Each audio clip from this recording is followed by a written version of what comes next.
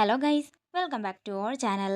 Episode ആരംഭിക്കുമ്പോൾ കാണിക്കുന്നത് വിശാലിന്റെ വീടാണ്. പാറുവിനെ പുകഴ്ത്തി പറഞ്ഞുകൊണ്ടിരിക്കുകയാണ് രാധിക. തുടർന്ന് പ്രതാപം പറയുകയാണ്, മതി നിങ്ങളുടെ സംസാരമൊക്കെ പിന്നീടാകാം.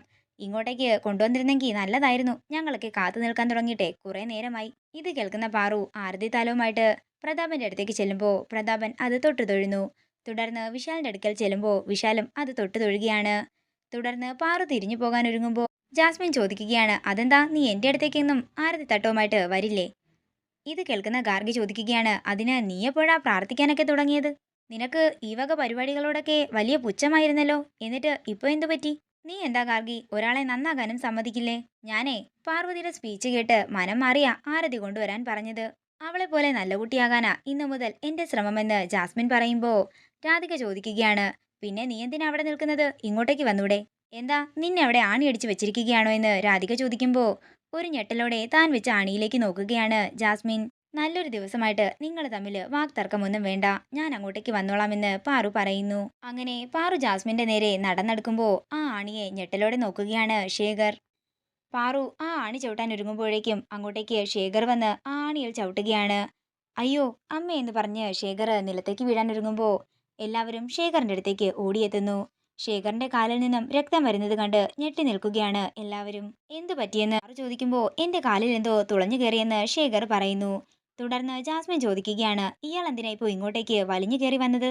പാർവതി എന്റെ അടുത്തേക്കല്ലേ വന്നത്? ഇത് കേൾക്കുന്ന ശേഖർ പറയുക, പാർവതിയെ ബുദ്ധിമുട്ടിക്കണ്ടെന്ന് കരുതിയാ ഞാൻ ഇങ്ങോട്ടേക്ക് വന്നത്. അതിപ്പോ ഒരു രക്ഷയായില്ലേ എന്ന് ശേഖർ പറയുമ്പോ ഒരു ഞെട്ടലോടെ ശേഖറിനെ നോക്കുകയാണ് ജാസ്മിൻ.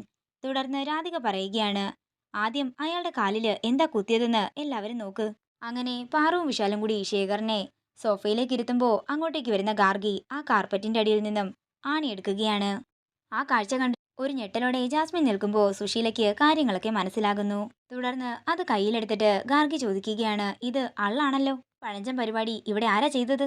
ഇത് കേൾക്കുന്ന രാധികയും പറയുകയാണ്, എനിക്കറിയണം ഇതെങ്ങനെ ഇവിടെ വന്നെന്ന്. തുടർന്ന് ഗാർഗി പറയുകയാണ്, സംശയിക്കാനൊന്നുമില്ല, ഇതിന്റെ പിന്നില് പ്രതാപൻ അങ്കിൾ തന്നെയാ. ഞാനോ എന്നൊരു ഞെട്ടലോടെ പ്രതാപൻ ചോദിക്കുമ്പോ പ്രഭാവതിയും സുശീലയും ഞെട്ടലോടെ പ്രതാപനെ നോക്കുകയാണ്. ഇയാള് ഈ കാർപ്പറ്റിന്റെ അടിയിൽ കൊണ്ടുവച്ചത് ഞാനാണെന്നാണോ നീ പറയുന്നത്? ചേച്ചി ഇവള് പറയുന്നത് കേട്ടില്ലേ എന്ന് പ്രതാപൻ പ്രഭാവതിയോട് പറയുമ്പോ സുശീല പറയുകയാണ്, ഗാർഗി പറഞ്ഞതിനോട് ഞാനും യോജിക്കുന്നു. പഴഞ്ചൻ കാര്യങ്ങളൊക്കെ ചെയ്യാൻ പ്രതാപനെ കൊണ്ടേ സാധിക്കൂ. ഇത് കേൾക്കുന്ന പ്രതാപൻ ദേഷ്യത്തോട് പറയുകയാണ്, ഇതൊക്കെ കേട്ടുകൊണ്ട് ഇവിടെ നിൽക്കാൻ എനിക്ക് പറ്റത്തില്ല. വാ ചേച്ചി മുറിയിലേക്ക് പോകാമെന്ന് പറഞ്ഞ് പ്രതാപൻ മുകളിലേക്ക് പോകുന്നു. തുടർന്ന് വിശാല് പറയുകയാണ്, ഒരു തെളിവുമില്ലാതെ ആരെയും സംശയിക്കേണ്ട ഒരു കാര്യവുമില്ല. വേദനയുണ്ടോ എന്ന് വിശാല് ചോദിക്കുമ്പോ ചെറിയ വേദനയുണ്ടെന്ന് ശേഖർ പറയുന്നു. നമുക്ക് എന്താണെങ്കിലും ഹോസ്പിറ്റലിൽ പോയി ടി എടുക്കാമെന്ന് വിശാല് പറയുമ്പോ വേണ്ടെന്നും എല്ലാ മരുന്നും എന്റെ കയ്യിലുണ്ടെന്നും ശേഖർ പറയുന്നു.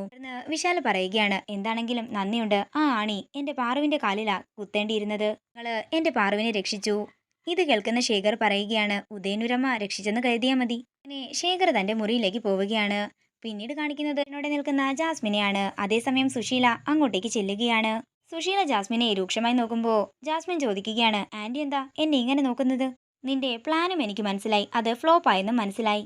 ആന്റി ഒന്ന് തെളിച്ചു പറ എന്ന് ജാസ്മിൻ പറയുമ്പോ സുശീല പറയുകയാണ്, റോഡില് വണ്ടിയൊക്കെ കൊള്ളയടിക്കാനായിട്ട് അള്ളു വെക്കുന്നത് ഞാൻ കണ്ടിട്ടുണ്ട്. വീടിനുള്ളില് കാർപ്പറ്റിന്റെ അടിയിൽ അള്ളു വെക്കുന്നത് ഞാൻ ആദ്യമായിട്ടാ കാണുന്നത്. അത് വെച്ചത് നീയാണെന്ന് എനിക്ക് കണ്ടപ്പോ തന്നെ മനസ്സിലാവുകയും ചെയ്തു. സത്യം പറയടി, നിന്റെ സംഭാവന അല്ലായിരുന്നോ ആ അള്ള്? അത് പിന്നെ ആന്റി, അത് ഞാനാ വെച്ചത്. പേടിക്കണ്ട, ഞാനിതാരോടും പറയാൻ പോകുന്നില്ല. താങ്ക്സ് ആന്റി, ഇപ്പോഴാ ശ്വാസം നേരെ വീണത്. ഇത് കേൾക്കുന്ന സുശീല പറയുകയാണ്, ഇത്രയും ചീപ്പായ ഒരു പഴഞ്ചൻ ഐഡിയ നീ ഇവിടെ പ്രയോഗിക്കുമെന്ന് ഞാൻ കരുതിയില്ല. പ്രീ പ്ലാൻ ഒന്നുമില്ലെങ്കിലേ ഇങ്ങനെ തന്നെ ഉണ്ടാവുകയുള്ളൂ. ചക്കിന് വെച്ചത് കൊക്കിന് കൊണ്ടെന്ന് കേട്ടിട്ടില്ലേ? അതേപോലെ പാർവതിക്ക് വെച്ചത് ചന്ദ്രന് കൊണ്ടു, അത്ര തന്നെ. അതൊക്കെ മനസ്സിലായി ആന്റി, പുതിയ ഐഡിയകളൊന്നും ഇവിടെ ഏൽക്കുന്നില്ലല്ലോ. എല്ലാത്തിന്റെയും അവസാനം എററാകും, ഇന്ന് സംഭവിച്ചതുപോലെ. പക്ഷേ ആന്റി, എന്റെ പ്ലാനിംഗ് എല്ലാം കൃത്യമായിരുന്നു. പക്ഷെ അവസാനം അയാൾ കയറി വന്നതുകൊണ്ട് മാത്രമാണ്. ഇത് കേൾക്കുന്ന സുശീല പറയുകയാണ്, കണ്ണ് കാണാത്തൊരു അന്തൻ വന്ന് പൊളിയുന്ന പ്ലാനായിരുന്നു നിന്റേതെന്ന് ഇപ്പൊ മനസ്സിലായോ? അവളുടെ ഒരു പ്ലാനും ക്ലൈമാക്സും. അതെ ആന്റി, എനിക്ക് മനസ്സിലാകാത്തത് അയാൾ എങ്ങനെ കൃത്യസമയത്ത് ഇവിടെ എത്തി? ആന്റി, എനിക്ക് അയാളെ സംശയമുണ്ട്. അയാളുടെ പിന്നില് എന്തൊക്കെയോ രഹസ്യങ്ങളുണ്ട്. ഞാനത് കണ്ടുപിടിച്ചിരിക്കുമെന്ന് ജാസ്മിൻ പറയുമ്പോ സുശീല പറയുകയാണ്, എന്താണെങ്കിലും നിനക്ക് ഭാഗ്യമുണ്ട്. പ്രതാപനെ പോലെ ഒരു ബലിയാടിനെ കിട്ടിയല്ലോ. പിന്നല്ലാതെ ഗാർഗിയ മണ്ടനില് പഴി ചാരിയതുകൊണ്ട് മാത്രമാ ഞാൻ രക്ഷപ്പെട്ടത്. ദേ, ഇതുപോലെയുള്ള ഐഡിയകൾ പ്രയോഗിക്കുന്നതിന് മുമ്പേ എന്റെ ഉപദേശം നേടണം ജാസ്മിൻ. ഇത് കേൾക്കുന്ന ജാസ്മിൻ മനസ്സിൽ പറയുകയാണ്, നിന്റെയൊക്കെ ഉപദേശം തേടുന്നതിന് പകരം കെട്ടിത്തൂങ്ങി ചാകുന്നതാ നല്ലത്. നീ എന്താ ആലോചിക്കുന്നത്? ഒന്നുമില്ല ആൻറ്റി, ആൻറ്റി പറഞ്ഞതിനെക്കുറിച്ച് ആലോചിച്ചതാ. അതാണ് എൻ്റെ സ്വീറ്റ് ഹാർട്ട് എന്ന് പറഞ്ഞ് സുശീല അകത്തേക്ക് പോകുന്നു. പിന്നീട് കാണിക്കുന്നത് പ്രഭാവതി മുറിയിലേക്ക് വരുമ്പോൾ പ്രഭാവതിയുടെ മേശപ്പുറത്ത് ഒരു കോട്ടിരിക്കുന്നതാണ്. പ്രഭാവതി അത് തുറന്നു നോക്കുമ്പോൾ പ്രഭാവതിക്ക് പഴയ കാര്യങ്ങളൊക്കെ ഓർമ്മ വരികയാണ്. വിശാലിനെ പ്രഭാവതി ഒരുക്കിക്കൊണ്ട് താഴേക്ക് വരികയാണ്. അച്ഛൻ്റെ അനുഗ്രഹം വാങ്ങാൻ പറയുമ്പോൾ വിശാൽ ചെന്ന് ഗോപിനാഥിൻ്റെ കാല് തൊട്ട് അനുഗ്രഹം വാങ്ങുന്നു. ഈ പ്രാവശ്യം ആഘോഷങ്ങളൊന്നുമില്ല മോനെ, അമ്മ മരിച്ചിട്ട് കുറച്ച് ദിവസങ്ങളല്ലേ ആയിട്ടുള്ളൂ എന്ന് ഗോപിനാഥ് പറയുന്നു. അതേസമയം അച്ഛമ്മ അങ്ങോട്ടേക്ക് വരികയാണ്. മോനെ, പിറന്നാളല്ലേ, അമ്മയുടെ അടുത്ത് ചെന്ന് അനുഗ്രഹം വാങ്ങാൻ പറഞ്ഞ് ഗായത്രിയുടെ ഫോട്ടോ ചൂണ്ടിക്കാണിക്കുമ്പോൾ വിശാല് ഗായത്രിയുടെ ഫോട്ടോയിലേക്കും പ്രഭാവതിയിലേക്കും മാറി മാറി നോക്കുന്നു.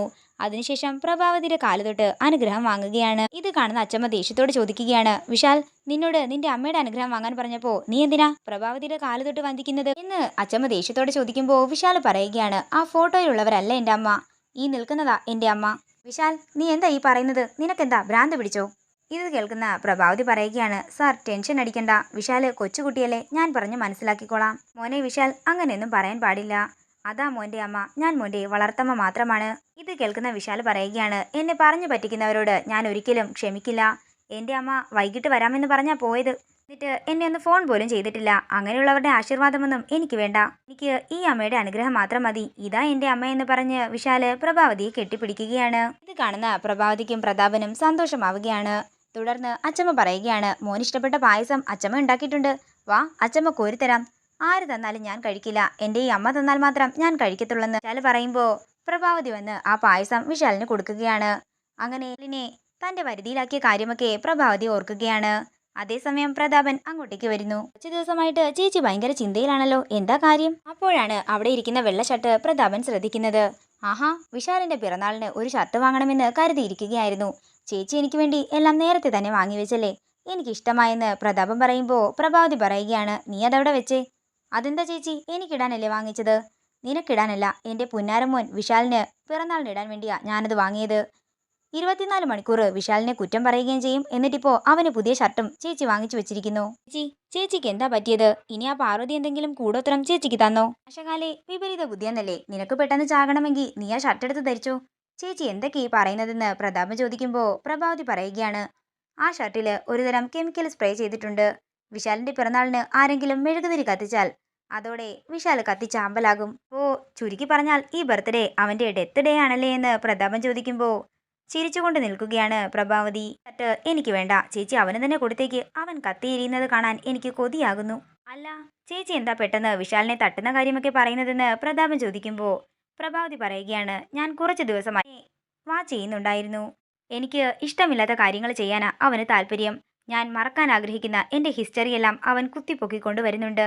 അത്രയും പറഞ്ഞ് ദേഷ്യത്തോടെ നിൽക്കുകയാണ് പ്രഭാവതി. ഇതോടുകൂടി ഇന്നത്തെ എപ്പിസോഡ് ഇവിടെ തീരുകയാണ്. വീഡിയോ ഇഷ്ടമായെങ്കിൽ മറക്കാതെ ലൈക്ക് ചെയ്യുക, ഷെയർ ചെയ്യുക, കമൻറ്റ് ചെയ്യുക. കൂടുതൽ സീരിയൽ അപ്ഡേറ്റ്സിനായി മറക്കാതെ സബ്സ്ക്രൈബ് ചെയ്യുക നയൻസ് ക്രിയേഷൻസ്.